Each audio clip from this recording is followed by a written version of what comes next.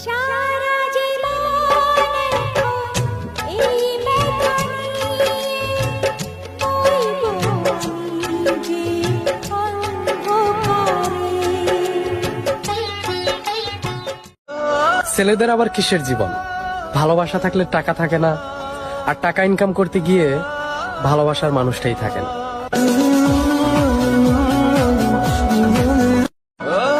ছেলেদের আবার কিসের